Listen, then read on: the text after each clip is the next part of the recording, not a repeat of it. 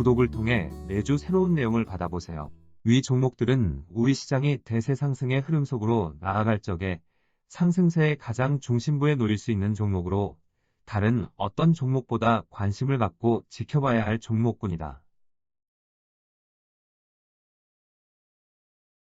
KB금융지주 50만원, 현대자동차 100만원이 넘어설 때까지 함께할 투자자의 모임. 지난 2월 중순 이후 하락세를 보여준 나스닥 시장은 3주째 하락세가 지속되면서 최고점에서 15%에 달하는 하락폭이 나타나고 있다. 특히 트럼프 대통령의 공격적인 관세 정책으로 이번 월요일에는 아래 공포감으로 나스닥 시장은 장중 5%에 달하는 폭락세가 나타났다. 작년 8월 초순 반전 흐름을 마감할 적에도 이런 공포감으로 나스닥 시장은 이틀간 9%에 달하는 폭락세가 발생한 적이 있었다. 바로 이 시기 일본 시장은 이틀 만에 19%, 우리 시장은 이틀 동안 14%를 넘어서는 폭락세가 발생하기도 하였다. 주식시장에서 본격적인 경기 침체는 시장의 추세적인 흐름을 결정하는 대단히 중요한 지표이기 때문에 시장 흐름에 지대한 영향을 미친다. 세계 경제가 침체 국면에 본격 진입한 하락의 형태는 일시적인 것이 아닌 추세적으로 변하여 하락 과정에 매도세가 지속적으로 쏟아지게 되어 있다. 기술주 상승 구도는 2011년 12월 준비 과정을 만들어내려는 상승 시도를 시작하여 2015년 8월까지 130%에 달하는 첫 번째 큰 장을 완성하였다. 그리고 2016년 2월부터 2020년 2월까지 나스닥 시장은 130%에 달하는 두 번째 큰 장을 완성하는 모습을 보여주었다. 또한 2020년 3월부터 2022년 11월까지 144%의 세 번째 큰 장을 완성하였는데 2009년 유동성 장세까지 포함하면 4번의 큰 장이 연결되어 나타났다. 2011년 12월 이후 기술주의 상승 구도만으로 3번의 큰 장을 완성하였는데 통상 이렇게 큰 장을 완성하면 해당 시장은 추세적 하락세로 전환된다. 2021년 12월 이후 추세적인 하락세로 전환된 나스닥 시장은 2022년 10월 고점에서 38% 하락한 위치에서 멈추었고 이후 강력한 반전 흐름이 나타났다. 2009년 이후 나스닥 시장은 놀라운 추세적 행보를 보여주었는데 이런 강력한 추세적 행보를 보인 경우 쌍봉 형태의 고점을 만들 가능성이 높다고 하였다. 2023년 1월 출발한 반전 흐름은 80%의 상승폭이 발생한 작년 7월 마감하는 모습이 나타났는데 이후 반등 시도에 새로운 모습을 드러냈다. 통상 반전 흐름을 마감하면 단순 반등폭에 그치고 이후 다시 저점을 깨고 내려가면서 모든 상승 과정을 마감하는 모습이 나타나게 되어 있다. 그런데 이 시기 반등 시기에 나스닥 시장은 또 다시 고점을 넘어서겠다는 의지를 드러냈고 이런 의지를 알려드린 바 있다. 당시 나스닥 시장이 다시 고점을 넘어선다고 하여도 별 의미를 둘 필요가 없다고 하였는데 나스닥 시장의 재상승 시도는 12월까지 이어졌다. 작년 8월 반등 시도에서 나스닥 시장이 고점을 다시 넘어서겠다는 의지를 드러낼 적만하여도 재차 고점을 넘어서려는 의도를 파악하기는 힘들었다. 그런데 돌이켜보면 작년 7월 무렵 새로운 상승 구도를 가동시킬 수 있는 상황이 되지 못한 것이 주된 원인이 아니었나 싶다. 새로운 상승 구도를 가동시킬 수 없는 상황에서 기술주의 상승 구도가 모든 상승 과정을 마감하게 되면 아래 공포가 단순 엄포가 아닌 현실이 될 수 있다. 작년 7월의 경우 새로운 상승 구도를 가동시키는 데 있어 더 시간이 필요한 상황이었고 안정판 역할을 하는 나스닥 시장의 추가 역할이 필요하였던 것이다. 문제는 나스닥 시장이 고점을 넘어 무리한 모습으로 시장의 안정판 역할을 다하였음에도 이 기간 동안 새로운 상승 구도를 가동시키지 못하였다는 점이다. 작년 9월과 11월 그리고 지난 1월 새로운 상승 구도를 가동시키려는 3번의 기회가 주어졌음에도 실제 가동하는 움직임으로 연결되지는 못하였다.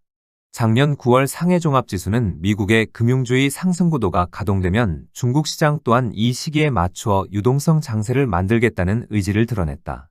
중국 시장에서는 2014년 유동성 장세 발생 이후 최근 10년간 큰 장이 발생한 적이 한 번도 없었고 2020년 3월에 유동성 장세에서도 소외되었다. 중국 시장이 유동성 장세의 흐름에서도 소외될 수밖에 없었던 것은 지독한 수급상의 불균형으로 인한 것으로 큰 장을 만들려면 이를 해소해야만 한다. 2014년 중국의 금융당국은 홍콩을 통한 자본시장 일부를 개방하면서 수급상의 문제가 일시적으로 해소되어 150%의 유동성 장세가 만들어졌다. 지독한 수급상의 불균형으로 스스로는 큰 장을 만들지 못하는데 만들겠다는 것은 2014년과 마찬가지로 자본시장을 추가 개방하겠다는 의미를 담고 있다.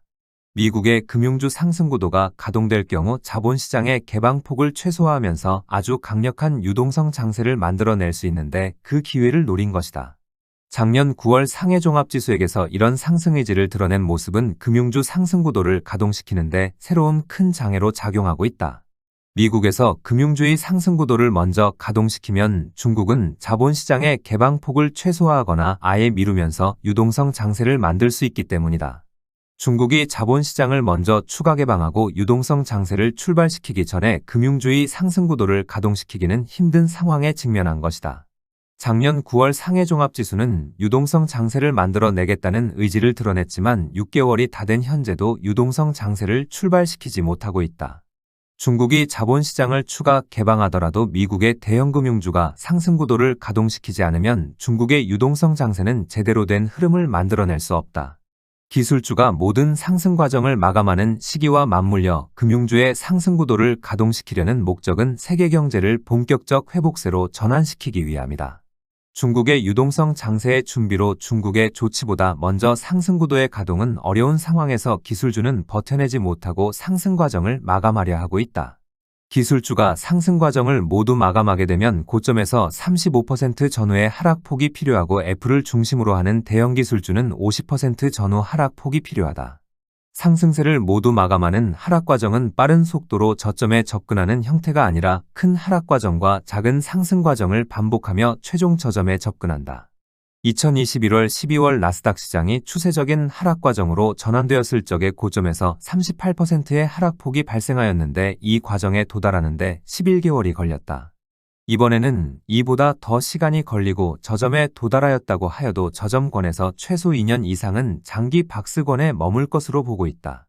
현재 나스닥 시장은 최고점에서 14.6%의 하락폭이 발생한 상태이고 이번 하락을 멈추면 당연히 제법 강한 반등세가 나타나게 되어 있다.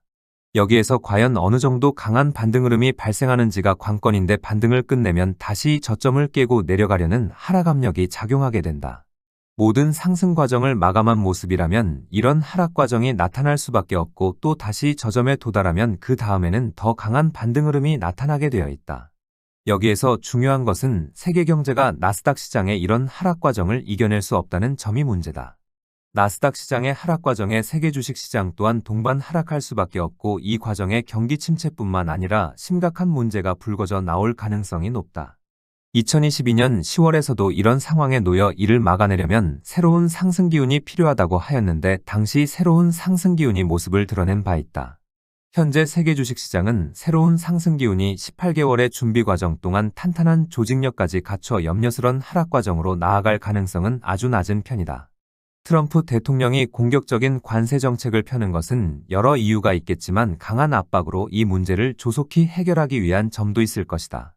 최근 홍콩 시장은 상당히 가파른 속도의 상승 과정을 보여준 바 있는데 외국인 투자자들이 중국 당국이 허용한 5% 수준을 먼저 채우고 있기 때문일 것이다.